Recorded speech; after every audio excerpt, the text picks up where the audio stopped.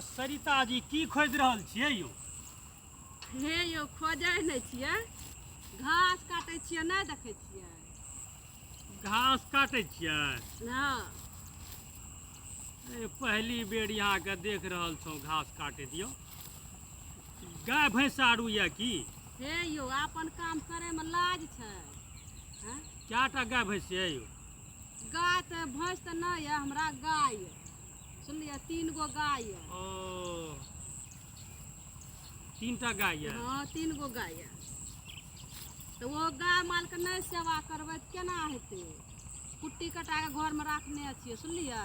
कहलियै हो जाइ छियै कनिटा हरा आनि कऽ मिला कऽ दए देबै खैतै, आ गाय केना सेबो भए जेतै, सुनलियै? बैठ कऽ की करबै? नहीं, बात तो सहिए कहलिए।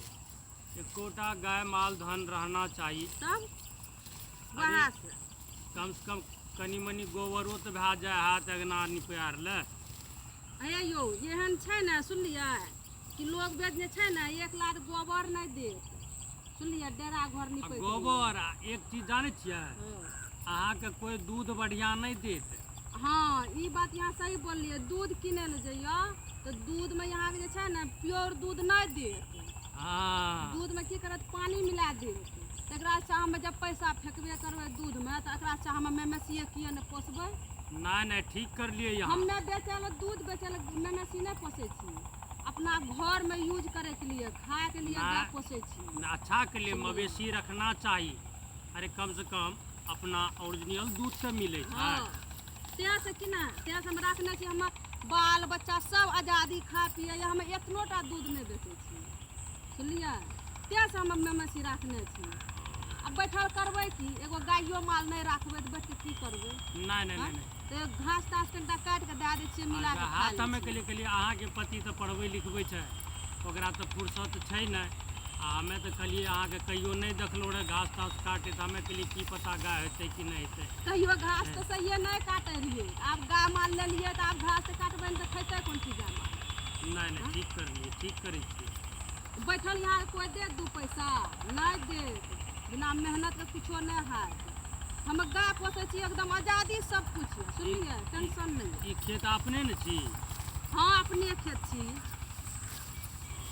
अपने खेत छी, सुनलिए? तें से हम चलिए, हम दोसर के खेत में नहीं जाइ छियै घास तास ले। कहलकै की मालिक साहब कि अपन खेत छिबे के लिए 3 गो गाय कीन के दे दै छी अहाँके, अपन दूधो खेते बाल बच्चा आजादी, आ घासो हेतै अपना काट के यहाँ घर में रहे छै इतना तो काट के इनका लगा देबै सानी। गलत होला ई बात? नहीं बहुत अच्छा भेल।